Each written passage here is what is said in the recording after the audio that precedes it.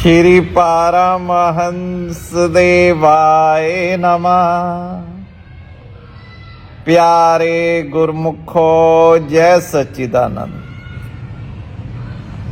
जीवन में सुख दुख आते रहते हैं, जाते रहते हैं। जीवन में कोई दुख का प्रसंग आ जाए तो भी भगवान का उपकार मानिए। दुख में भगवान की स्तुति कीजिए। अपने मन को बार बार समझाइए कि प्रभु ने मुझे सुधारने के लिए ये सजा दी है। हमारे जैसा साधारण मानव उपदेश सुनने से नहीं सुधरता। साधारण मानव मार पड़ने पर ही सुधरता है। मन को समझाइए कि प्रभु ने सुधारने के लिए ये सजा दी है।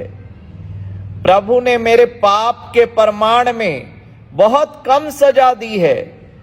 मानव सजा देता है तो बड़ा निष्ठुर होकर देता है, पर भगवान जी जब सजा देते हैं तब बहुत दया रखते हैं।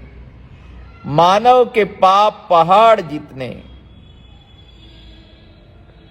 मानव को पाप के प्रमाण में अगर सजा मिले तो कदाचित मानव को भोजन भी ना मिले। मानव को मालूम नहीं है मैंने कितने पाप किए हैं। लोग पुण्य का हिसाब तो रखते हैं पर पाप का हिसाब नहीं रखते। आपके हाथ से कोई अच्छा कार्य हो तो उसे भूल जाइए, पर पाप को ना भूलिए।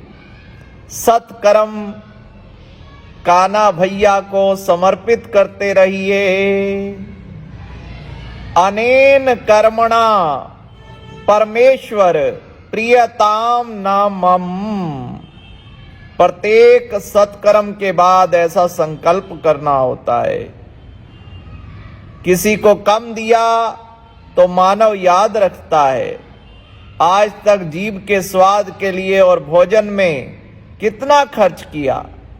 इसका हिसाब मनुष्य नहीं रखता है। मानव पाप को भूल जाता है, पुण्य को याद रखता है। मानव बहुत पाप करता है, बहुत पाप करता है।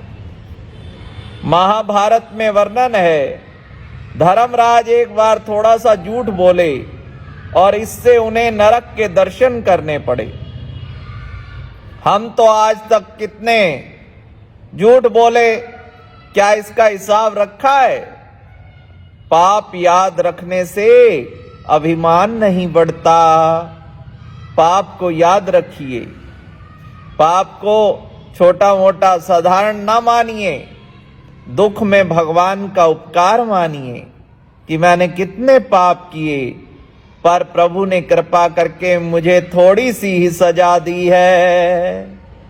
प्रायः अति सुख में, संपत्ति में परमात्मा की याद नहीं आती। अति दुख में, विपत्ति में ही परमात्मा की याद आती है। सुख में जो साथ देता है वह जीव, पर दुख में, विपत्ति में जो साथ देते हैं वह हैं भगवान जी।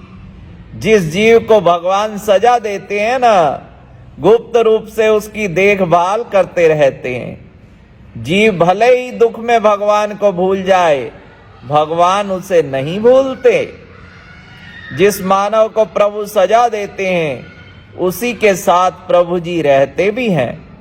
आपके जीवन में कभी कोई दुख का प्रसंग आ जाए तो घबराइए नहीं। दुख पाप के विनाश के लिए आया है। दुख आपको सावधान करने के लिए आया है। दुख में मानव समझदार बनता है। प्रायः दुख के बिना विवेक जागृत नहीं होता। दुख में भगवान का उपकार मानिए।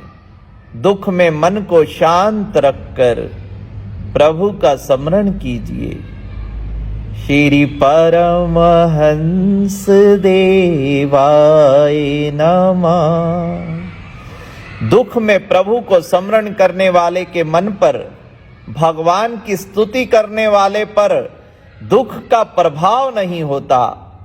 शरीर के जिस हिस्से का ऑपरेशन होता है उस पर डॉक्टर दवा लगाते हैं, उस हिस्से को वे अचेतन कर देते हैं, फिर ऑपरेशन करते हैं। जब शस्त्रक्रिया करते हैं, उसे काटते हैं, मालूम ही नहीं पड़ता कि कोई हिस्सा कट रहा है। एक दवा की जब इतनी शक्ति है, उससे अंग अचेतन हो जाता है और दुख का पता नहीं चलता, तो परमात्मा की स्तुति से दुख का असर कम लगने लगे तो क्या आश्चर्य है। दुख में भगवान की स्तुति कीजिए, परमात्मा का उपकार मानिए, सुख में परमात्मा का शुक्राना अदा कीजिए। जब अति दुख हो तो परमात्मा को संग मानिए। दुख का असर आपके मन पर नहीं होगा।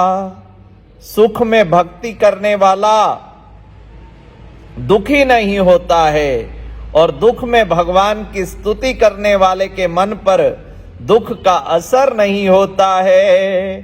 इसलिए दुख सुख तो आते जाते रहेंगे, पर हम सतगुरु शरण लेकर यही दोहराते रहेंगे, गाते रहेंगे, श्री परमहंस शरणम गच्छामि।